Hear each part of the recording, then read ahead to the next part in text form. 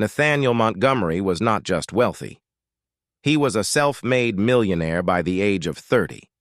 He was tall, sharply dressed, and always seemed to be moving at a pace faster than the world around him. His sharp mind and business acumen had catapulted him into a lifestyle most could only dream of. But despite his lavish penthouse in the heart of the city and his collection of exotic cars, there was something missing in his life, something that no amount of money could fill. It was a chilly autumn evening when Nathaniel's life changed in a way he could never have predicted. The wind howled down the streets as he left his office, tugging at his expensive coat. As he made his way toward his car, parked a few blocks away, his attention was caught by a woman sitting against the wall of a nearby building. She was huddled in a thin, ragged blanket, her face hidden beneath a tangle of dirty hair, and her hands trembled as she held a cardboard sign that simply read, "Anything helps." Nathaniel had always been taught to keep a distance from situations like this. People like her, as his colleagues would say, were a reminder of how fragile success could be. But something about her struck him differently. He felt an odd pull, an uncomfortable sensation in the pit of his stomach that made him pause. He approached cautiously, unsure of what he would say. Her face was turned away, and her fragile figure shivered under the blanket. "Ma'am," he said softly, crouching down to her level. "Do you need anything? Are you okay?" The woman didn't look up immediately. Her voice was faint and shaky when she finally responded. I'm fine," she whispered, though it was clear she wasn't. "Please don't trouble yourself." Nathaniel hesitated. He wasn't one to involve himself in personal matters, especially not like this, but there was something about her voice, something strangely familiar. He knelt closer. "Are you sure? Maybe I could help you get somewhere warm for the night?" Finally, the woman turned her head slightly, just enough for him to catch a glimpse of her weathered face. His breath caught in his throat. Despite the years of hardship etched into her skin, her sunken eyes still held a striking resemblance to someone he knew, or rather, had known long ago. Nathaniel's mind raced trying to place her face, and then it hit him. She reminded him of his mother. The resemblance was uncanny, but his mother had no siblings, or at least, that was what he had always believed. I'm sorry," he stammered, shaken. "Do we know each other?" The woman squinted up at him, her brow furrowed in confusion. "I don't think so," she muttered. But then her eyes widened, and she stared at him more intently. "Wait, you look familiar." Nathaniel's heart pounded as he crouched beside her, unable to shake the eerie feeling that this was no ordinary encounter. "What's your name?" he asked, trying to keep his voice steady. The woman hesitated, her eyes darting away as if she wasn't sure she wanted to answer. "My name's Eleanor," she said slowly. "Eleanor Bennett." Nathaniel's blood ran cold. Bennett was his mother's maiden name. He could barely process the thought, but he had to ask the next question. "Did you have a sister? Named Clara?" The woman's face crumpled and tears welled up in her eyes. "Clara," she whispered, her voice breaking. "My little sister. I haven't seen her in over 30 years. Nathaniel's mind raced as he absorbed the woman's words. His mother had never spoken of a sister, but then again, his family had always been shrouded in mystery. His father had passed away when he was young, leaving his mother to raise him alone. She'd never spoken much about her past, and Nathaniel had never pressed her for details. But now, standing in front of this frail, homeless woman who claimed to be his mother's sister, he realized how much of his family history was unknown to him. Eleanor's eyes filled with tears as she looked at Nathaniel. "I lost Clara so many years ago," she murmured, her voice trembling. "We had a falling out. Life took us in different directions, and I never found my way back to her." Nathaniel's heart ached for her. He couldn't imagine the pain of being separated from a sibling for so long, especially in such circumstances. But he still struggled to reconcile the woman before him with the life he knew. "Why didn't my mother ever mention you?" he asked, his voice soft but laced with confusion. Eleanor sighed and wiped at her eyes with the sleeve of her tattered coat. "I don't know. Maybe she wanted to forget. Maybe she was ashamed of what happened to me. I wasn't always like this, you know," she said, gesturing to her ragged appearance. "I had a life once, a good life, but it all fell apart." Nathaniel nodded, trying to take it all in. He knew he couldn't leave her here, not after everything she had just told him.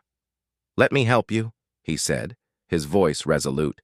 "I'll get you cleaned up, somewhere safe to stay. We'll figure this out together." Eleanor looked at him with a mixture of disbelief and hope, as though she hadn't expected anyone, let alone a stranger, to offer her a lifeline. "You don't have to do this," she whispered. Nathaniel shook his head. "Yes, I do. If you're really my aunt, then we're family. And I don't abandon family." Nathaniel drove Eleanor to a nearby hotel, one of the best in the city. He didn't want her to feel like a burden, so he refrained from taking her to his own home just yet. It was important to give her space and dignity after everything she had been through. The entire ride was silent, both of them lost in their thoughts.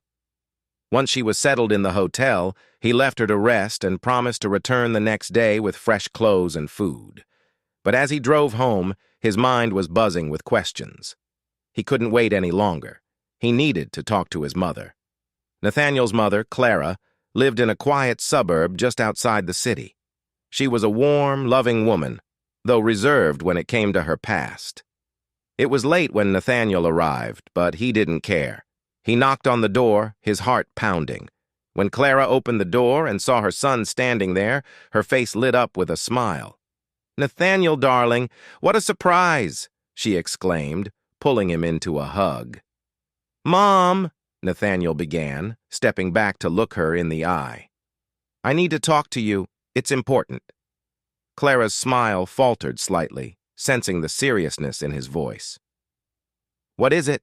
she asked, her tone shifting to one of concern. Nathaniel took a deep breath. "I met someone today. Someone who says she's your sister." Clara's face went pale. She took a step back, her hand instinctively reaching for the door frame to steady herself. What are you talking about?" she whispered, her voice shaking. Nathaniel explained everything. How he had found Eleanor on the street, how she had told him about their family connection, and how she had lost contact with Clara over 30 years ago. As he spoke, his mother's expression changed from shock to sorrow. When he finished, Clara sank into a chair, her hands trembling. "Eleanor," she whispered, tears streaming down her face. "I thought I'd never see her again." Nathaniel knelt beside her, gently placing a hand on her knee. "Why didn't you ever tell me about her?" Clara wiped at her eyes and shook her head. "It's a long story, Nathaniel. We were so close when we were young, but life was hard. Our parents died when we were just teenagers. Eleanor was always the rebellious one, always getting into trouble. I tried to help her, but she kept pushing me away. We fought, and then one day, she just left. I didn't know where she went. I searched for her, but after a few years, I gave up. I thought she didn't want to be found." Nathaniel listened quietly, his heart heavy with the weight of his mother's words. He could see the pain etched on her face, the guilt she had carried for so many years. "She's been through so much, Mom," he said softly. "She needs help. I've put her up in a hotel for now, but I think she wants to see you." Clara hesitated, her eyes filled with fear and uncertainty. "I don't know if I can face her, Nathaniel. After all this time, what if she hates me?" Nathaniel shook his head. "She doesn't hate you, Mom. She's just as scared as you are, but you're sisters. You can't let this chance slip away. Clara nodded slowly, wiping away the last of her tears. You're right, she said, her voice steadier now. I need to see her. I need to make things right. The next morning, Nathaniel returned to the hotel, where Eleanor was waiting. She looked better than the day before, though still frail and worn by years of hardship. When she saw Nathaniel, a cautious smile appeared on her face. Did you speak to her? Eleanor asked quietly, as though afraid to hope. Nathaniel nodded, his expression serious but encouraging. I did. She wants to see you. Eleanor's eyes widened, and she clasped her hands together, her voice barely above a whisper. I wasn't sure she'd want to, after all this time. She's nervous, Nathaniel admitted, pulling up a chair beside her. But I think she's more relieved than anything. You're her sister, and she's been carrying the weight of losing you for years. Eleanor's hands trembled as she covered her face, overwhelmed with emotion. I never meant to hurt her. I was so angry back then, and proud. I thought I didn't need anyone, but I was wrong. I lost everything, Nathaniel. I lost my family. Nathaniel placed a hand on her shoulder. You didn't lose your family? You're still here, and so is she. It's not too late to fix things. Eleanor wiped her tears, her resolve building. I don't know how I'll face her. What can I possibly say after all these years? You don't have to say much. Just be honest, Nathaniel replied, his voice steady. And I'll be with you, if you want me to. Eleanor smiled weakly, nodding her head. Yes. Please stay with me. That afternoon, Nathaniel arranged for his mother to meet Eleanor at a quiet cafe just outside the city. He wanted it to be somewhere peaceful, away from the bustle and noise of the city, where they could talk without interruption. Clara was already there when Nathaniel and Eleanor arrived. She sat at a small table near the back, her hands folded tightly in her lap. When she saw them walk in, her eyes filled with tears again, but she quickly stood, brushing them away. For a moment, neither sister said anything. They simply stood there, staring at each other, as if trying to reconcile the years that had passed with the memories they held in their hearts. Finally, Clara took a tentative step forward. Eleanor, she whispered, her voice trembling. Is it really you? Eleanor nodded, her own tears starting to fall. It's me, Clara. I'm sorry for everything. Before Eleanor could say anything more, Clara rushed forward and enveloped her in a tight embrace. The years melted away in that moment, and for the first time in decades, they were simply sisters again. The first few minutes were filled with quiet sobs and whispered apologies, both women trying to process the weight of the moment. Nathaniel stood off to the side, giving them space but staying close, knowing they might need his support. After a while, they sat down at the table, and the silence between them shifted from one of sorrow to one of tentative understanding. I never thought I'd see you again, Clara said, her voice still shaky. I thought you didn't want anything to do with me. Eleanor shook her head vehemently. No, Clara. I was so young and foolish. I thought I knew everything, but I didn't. I should have come back sooner, but things got out of hand. My life, it went in a direction I never imagined. Clara reached out and took Eleanor's hand. It doesn't matter now. What matters is that you're here and we can start again. Eleanor smiled through her tears, nodding. I never had the courage to find you again. I was ashamed of how far I had fallen. But Nathaniel, he found me when I had nothing left. Clara glanced at her son, pride and gratitude in her eyes. He's always had a good heart.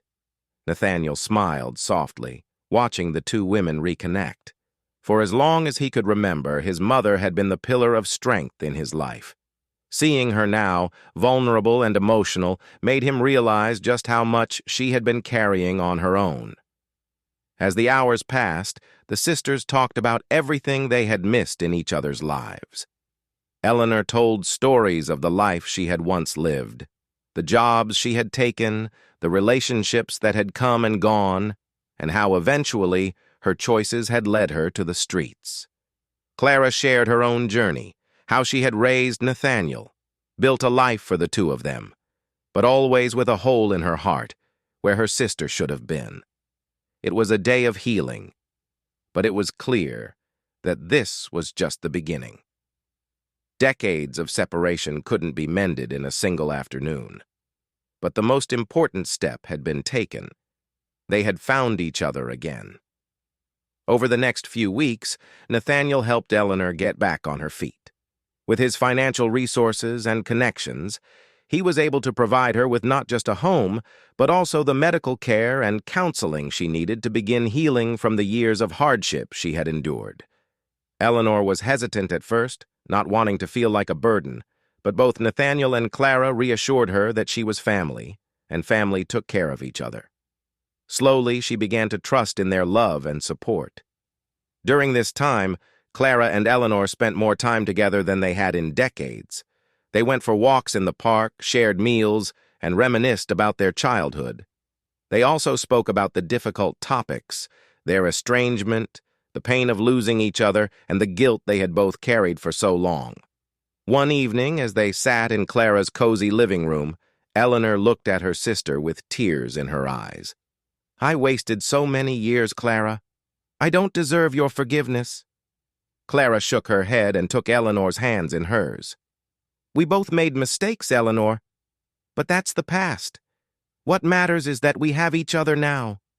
We have time to make new memories, to be sisters again." Eleanor smiled through her tears. "Thank you," she whispered, "for giving me another chance." Months passed, and Eleanor's transformation was nothing short of remarkable. With the support of her family, she regained her confidence and sense of self. She found small joys in everyday life, gardening with Clara, volunteering at a local shelter, and reconnecting with the world she had been isolated from for so long. Nathaniel, too, found himself changed by the experience. Meeting Eleanor had not only reconnected him with a piece of his family he hadn't known existed, but it had also shown him the importance of compassion and empathy. He had always prided himself on his business success, but this experience taught him that true wealth came from the connections we have with others. One evening, as they all sat together in Clara's garden watching the sunset, Nathaniel realized how much had changed in such a short time. His family, once small and insular, had grown. His mother was happier than he had seen her in years, and Eleanor had found a place where she belonged. As the sky turned shades of pink and orange, Clara looked at her son and her sister with a soft smile. "I never thought I'd have this again," she said, her voice filled with emotion. "To have both of you here, it's more than I ever dreamed." Eleanor reached over and squeezed her hand. "We may have lost a lot of time, but we have the rest of our lives to make up for it." Nathaniel nodded, feeling a warmth in his chest that no amount of money could ever buy. "We're together now," he said, "and that's all that matters." In the months that followed, Eleanor continued to rebuild her life, with Clara and Nathaniel by her side. She found fulfillment in helping others, particularly those who had been through the same hardships she had faced. She volunteered at shelters, shared her story with others, and became a source of inspiration for those who had lost hope. Nathaniel, too, found a new purpose. He began using his wealth and influence to support programs for the homeless and underprivileged, realizing that his success meant little if he couldn't use it to make a difference in the lives of others. For Clara, the greatest gift was having her family whole again. After years of pain and loss, she had her sister back, and she watched with pride as Nathaniel became the kind of man she had always hoped he would be, not just successful, but compassionate and kind.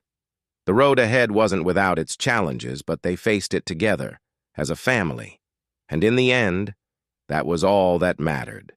The bond between them, once lost, had been found again, and with it came the strength to face whatever the future held, knowing that they would never again be alone.